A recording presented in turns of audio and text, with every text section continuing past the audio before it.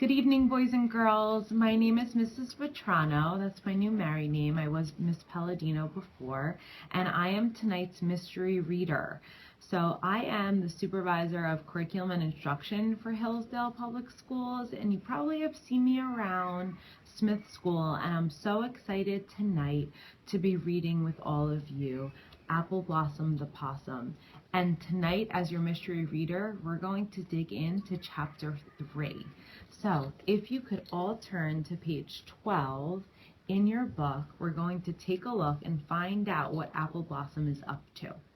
So let's read along, opening up to page 12, chapter 3.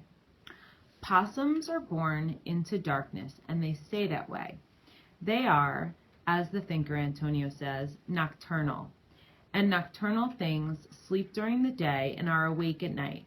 There is a whole world of creatures that only appear when the sun goes down, and that means that the darkness is very much alive. Lots of birds, along with the small mice in the fields and the rats that creep out of the clumps of ivory and heaps of trash, are also nocturnal.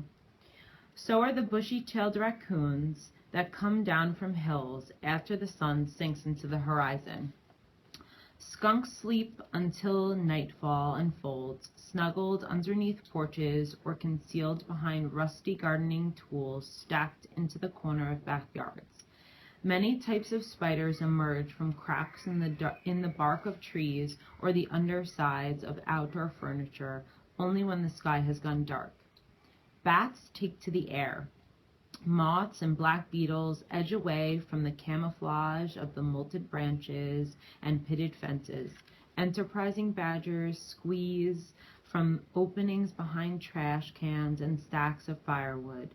Deer hop over fences, entering yards to eat rose bushes and the newly green tops of hedges.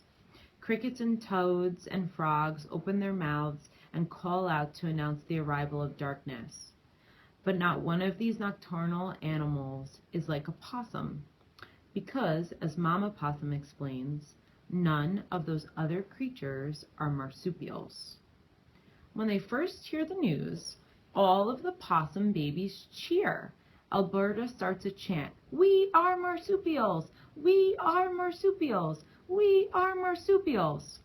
All of the baby possums join in, and they make a possumid, which is a pyramid of possums. The cheering goes on for some time before Appleblossom stops to ask, "What is a marsupial?" The other babies fall silent. Even Antonio, who knows a lot because he likes to investigate, doesn't have the answer. Mama Possum explains. Marsupials have pouches where their babies live after they are born. Kangaroos and koala bears are marsupials. Amlet is confused. What's a kangaroo or a koala bear? Mama Possum's long nose twitches. It does that when she's uncertain. They don't live around here. Appleblossom suddenly worries that the kangaroos and koala bears might be lost and need help. She asks, "Should we try to find the other marsupials?" Mama Possum's ears point skyward in alarm. "No, absolutely not. You should try to find snails, earthworms, eggs and nests, and fallen apples. Our job is clear. We spend our time digging for beetles and ant colonies. When that doesn't work, we sniff out bird feeders stocked with seeds. We do our best to remove chicken bones from trash cans and uneaten remains from sticky wrappers flung to the ground. We are hunters, yes, but we are also great scavengers. We are the cleanup crew that comes in after the mess. And speaking of messes, there is no better place than a football field after a big game. Or at least that's what I've heard. We are neighborhood possums. This is our area. I've never actually been to a stadium parking lot after a sporting event, but from the chatter I hear, there's nothing like it." Antonio raises his hand. He just had an epiphany, which is like saying the light went off in his mind. But because they live in darkness, there is more like saying the shadows got bigger, and so did his understanding. Mama Possum looked pleased with her clever possum baby. "Yes, Antonio?" "Being scavengers explains why we have so many teeth. With all the different food sources, we need a full jaw to grind the grub. Murmurs of grind the grub circulate among the possum babies. They like the way it sounds. Mama Possum beams with happiness. This is true, Antonio. Appleblossom points one of her fingers up into the sky and waits for her turn. Mama nods to her. Go ahead, Appleblossom. The littlest possum takes a moment to collect her thoughts. What she wants to say feels very important. Having a full jaw means that we have great smiles. Appleblossom thinks she hears sneezing behind her, but when she turns around, Alan's making a crazy face, and Alberta and Liza are laughing. Mama Possum stops the commotion. Thank you for sharing, Appleblossom. Now it's off to find our next meal. You possums stay together right here and do your improvisational exercises. I'm going to have each one of you stage something for me very soon. Remember, whatever you do, you have got to be convincing. Just use your imagination. That's the key to a great performance. And with that, Mama Possum disappears into an overgrown hedge and leaves her 13 babies to rehearse. They are hopeful that she'll come back dragging a piece of rotten fruit or a paper sack with the remains of cold, greasy French fries. Either option would be a truly tasty delight. Okay, and now we're going to continue into chapter 4 on page 19. They are nomads, or as Mama Possum explains, ours is a road show. At the end of every few nights, we find a new sleeping spot. Some are better than others, but don't even think about hanging your hat and calling any place home. Appleblossom wonders what that means because they don't ever wear hats, although she would like to. Now that they are out of the porch, they travel on their mother's back wherever they relocate, all 13 of them. And this always happens when the sun goes down. Mama Possum has rules, but one is more important than all others put together. This one rule cannot be broken, ever. It's called bedtime. Nothing matters more than following her exact instructions when Mama Possum says it's time to bury under a log, squeeze into a drain pipe, or slide under a seldom used barbecue. When the sun starts to change the color of the dark sky to something close to a ripe plum, they know that they need to disappear. Bodies safely hidden, then wide eyes shut. All the nocturnal animals do the same thing. They vanish from view. The raccoons run to the hills, the bats find hollows in trees and rocks, the skunks slip away like magicians, the beetles and the moths simply stop moving. Mama Possum's knowledge has been passed down from possum to possum. Now it's her turn to be a teacher. Darkness fully falls, and her babies awake again, huddle in a circle. Her brood is 3 months old when she reveals her most important information. We are awake only at night because when the sun is out, monsters rule the world. Amlet was the last one to stop sucking his thumb, and now he can't help himself. He puts his whole hand in his mouth, but not before saying monsters. Mama Possum tries to make her voice sound comforting, even though what she says isn't yes.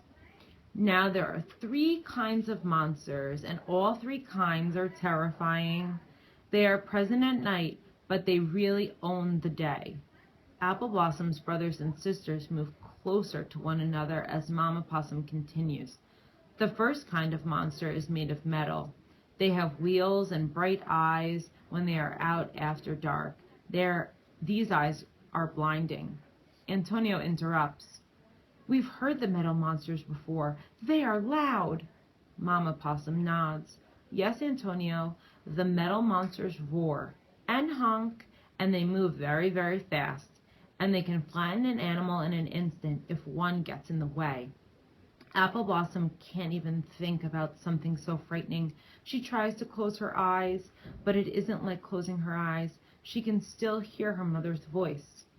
The metal monsters are called cars and trucks. The ones that live around here only go on certain paths. Some of these paths, ones far from here, are so wide and so filled with cars and trucks that one night they looked like ribbons of white and red light. Only a fool would ever go near those huge metal monster paths. Only a fool, or someone with no other option. Appleblossom promises herself to always stay away from the wide monster paths. Antonio makes a comment. But the cars sleep, and then they are harmless as boulders. You've taken us near a car when its chest was cold and its eyes were dark. Mama Possum rubs her hands together. Yes, this is part of what you must learn. When is a car awake and when is it asleep? Appleblossom raises her hand. So what we need to know is what wakes them up. It takes Mama Possum a long time to answer. Her nose twitches, and then she finally says, the second kind of monster has formed an alliance with the cars and the trucks, so our understanding of both enemies is important. The monsters work together. The second monster wakes up the first. Hamlet follows with, what's the second kind of monster? Appleblossom asks, what's an alliance? Mama Possum steadies herself. Now is a good time as ever to spill the beans. Alan looks around. What beans? Hamlet gives him a kick. It's a saying, Alan. It means she's telling us the whole story. Alan looks disappointed. Oh, I like beans, especially the dark ones that have spicy sauce. Suddenly, Appleblossom is very, very frightened. Mama Possum wraps her long tail around Appleblossom and pulls her close. The second category of scary creatures walks on 2 feet. They smell like dead flowers, salt, and grease. Everything scares them. They are always angry, and they don't have tails. Not having tails seems very sad to the babies. Angie shakes her head.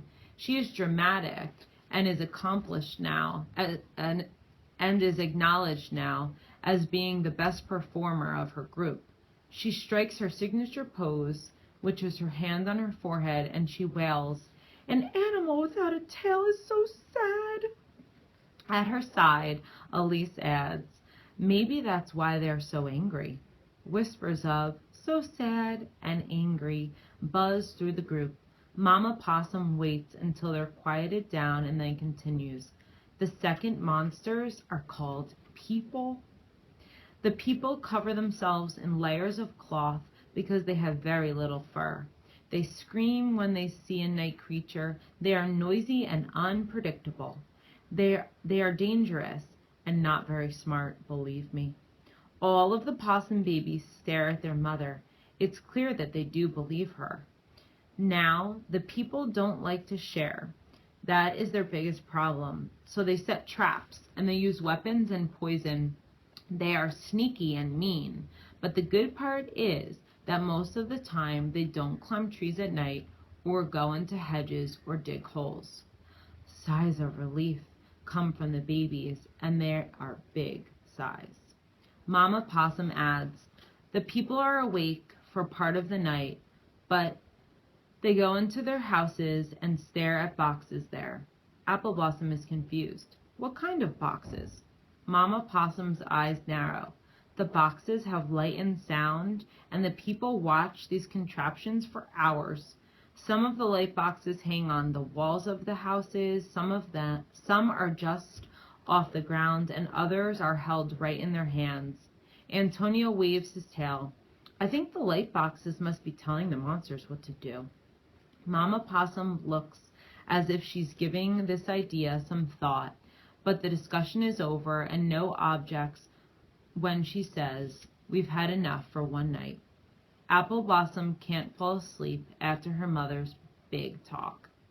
The world's a scary place, and she needs to learn so much to stay safe. She isn't sure that she's up for the job.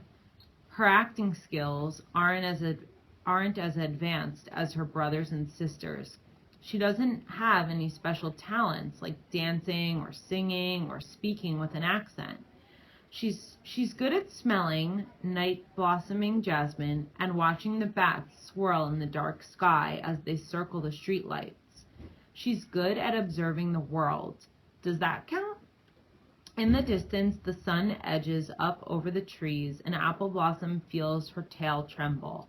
Her whole family is hidden in a mildewy umbrella that's on its side in a garden not far from where she now realizes people live. At a distance, on one of the paths, is a car. It isn't moving, but that doesn't make her feel any better. Appleblossom squeezes her eyes shut and tries to make that bad thought go away when Antonio whispers, "Appleblossom, I'm awake." Appleblossom whispers back, "I'm afraid." "Me too," he says. A few moments later, another voice says, "I'm not afraid, but I can't sleep either. It's Amlet." Appleblossom wonders if he's just acting brave right now or if he's being truthful. He's a very good actor. Appleblossom doesn't want to cry. She might wake everyone up, or worse, she might wake up a monster. "So what do we do?" she asks. Antonio whispers back to her, "We watch out for one another. I'll keep my eye on you two, and you do the same." Appleblossom Appleblossom mouth wobbles into a small smile. "We could snuggle closer." Amlet pushes his way in between Antonio and Appleblossom. "Good idea. You two can be lookouts. I'll handle the middle." Appleblossom and Antonio are quiet, and they feel better. And before they know it, all three possums are sound asleep. Okay, so boys and girls, thank you so much for reading along with me. Okay, we can't wait to see what happens to the rest of the possums and Appleblossoms. So when I see you around Smith School, I'll be asking and talking to you in terms of what happened. And thank you, Mrs. I, for letting me use your office. Okay, good night.